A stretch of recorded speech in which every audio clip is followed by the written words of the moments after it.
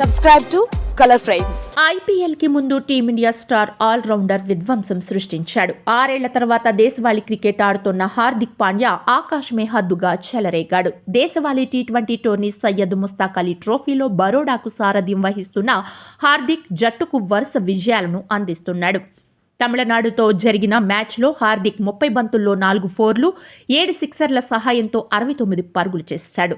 హార్దిక్ విధ్వంసకర ఇన్నింగ్స్తో 222 పరుగుల లక్ష్యాన్ని బరోడా చివరి బంతికి ఛేదించింది. అయితే 17వ ఓవర్లో Chennai super Kings bowler Gurjapneet Singh బౌలింగ్లో ఓచకోత కోశాడు. తొలి 3 బంతుల్ని భారీ సిక్సర్లుగా మలిచాడు. నెక్స్ట్ బాల్ నో బాల్ వేయగా దాన్ని కూడా సిక్సర్గా మలిచాడు. తదుపరి బంతిని కూడా బౌండరీ బాదాడు. ఆఖర్లో సింగిల్ తీయడంతో 17వ ఓవర్లో ఏకంగా 29 పరుగులు వచ్చాయి.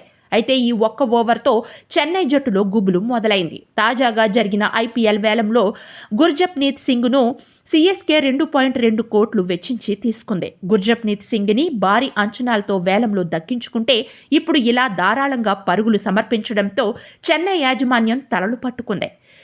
ఇదేగాక గత 3 మ్యాచ్ల్లోనూ హార్దిక్ పరుగుల వరద పారించాడు. తన పేలుడు బ్యాటింగ్తో జట్టును విజయపదంలో నడిపించిన తీరు చూసి ఎంఐ మేనేజ్మెంట్ మరియు అభిమానులు సంబరపడిపోతున్నారు. సయ్యద్ ముస్తాక్ అలీ ట్రోఫీలో హార్దిక్ ఆడిన చివరి 3 మ్యాచ్లను పరిశీలిస్తే గుజరాత్పై 35 బంతుల్లో 74 నాటౌట్, ఉత్తరాఖండ్పై 21 బంతుల్లో 41, తమిళనాడుపై 30 బంతుల్లో 69 పరుగులు చేశాడు. హార్దిక్ ఇలాగే బ్యాటింగ్ చేస్తే ఐపీఎల్ టైటిల్ కోసం పోటీ పడే వారిలో ఎంఐ కనిపిస్తుందనడంలో సందేహం లేదు. గత సీజన్లో కెప్టెన్గా ఆటగాడిగా హార్దిక్ ప్రదర్శన నిరాశపరిచింది. హార్దిక్ 14 మ్యాచ్ల్లో 18 సగటుతో 216 పరుగులు చేశాడు. పాయింట్ల పట్టికలో ముంబై చివరి స్థానంలో నిలిచింది.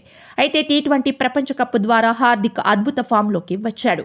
ఇప్పుడు ఐపీఎల్లో కెప్టెన్గా ఆటగాడిగా తన ప్రదర్శనను మరింత మెరుగుపరుచుకోవాలని హార్దిక్ తహతహలాడుతున్నాడు. వీడియో మీకు నచ్చినట్లయితే ప్లీజ్ లైక్ చేయండి, షేర్ చేయండి, కామెంట్ చేయండి.